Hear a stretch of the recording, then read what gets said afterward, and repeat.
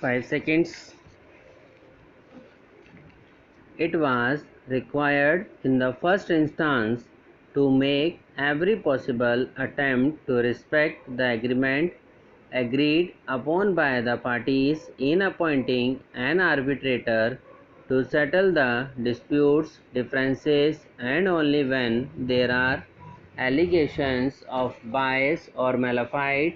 or the appointed arbitrator has miserably failed to discharge its obligation in submitting the award, the court is required to examine those aspects and to record a finding as to whether there is any requirement in default to appoint an independent arbitrator, invoking Section 11(6) of the Act 1996, and in support of submission, learned counsel has placed reliance on the decision of this court in Union of India and another versus MP Gupta 2004, SCC 504, Union of India and another versus VS Engineering Private Limited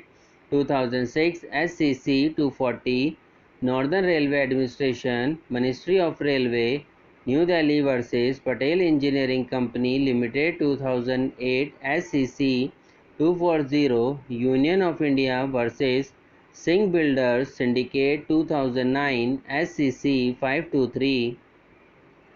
Learned counsel further submits that, as indicated in clause 64(7) of the GCC, all statutory modifications thereof will be binding to the arbitration proceedings, and after promulgation of the Arbitration and Conciliation Amendment Act 2015, clause 64(7) stood amended to fulfill the mandate of Amendment Act 2015, and it was clarified that all statutory modifications thereof shall apply to the appointment of arbitrator and arbitration proceedings, and the respondents, being signatory to the agreement, have accepted the enforceability of aforesaid clause 64(7), and therefore are bound by any modification made in GCC even subsequently, and place reliance on the judgment of this court in SP Singla Constructions Private Limited's case Supra per contra. Mr. Samir Jain, learned counsel for the respondents, submits that respondents are the registered contractors undertaking various nature of works contracts with the railway establishment, and are not in a bargaining position, and it is a ground reality that final bills are not being released without a no claim certificate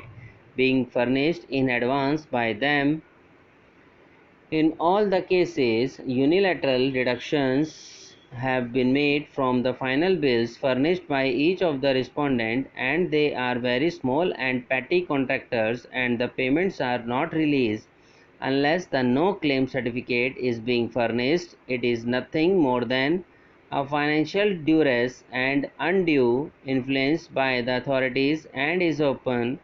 for the arbitrator to adjudicate by examining the bills was furnished for payment. It was required in the first instance to make every possible attempt to respect the agreement agreed upon by the parties in appointing an arbitrator to settle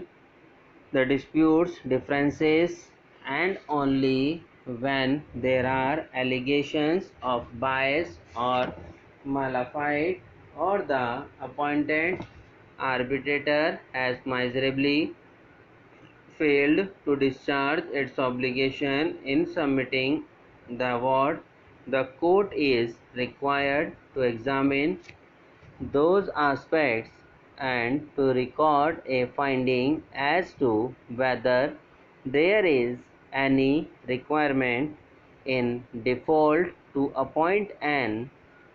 independent arbitrator, invoking Section 11(6) of the Act 1996, and in support of submission, learned counsel has placed reliance on the decision of this court Subscribe now and press the bell icon. Never miss an update.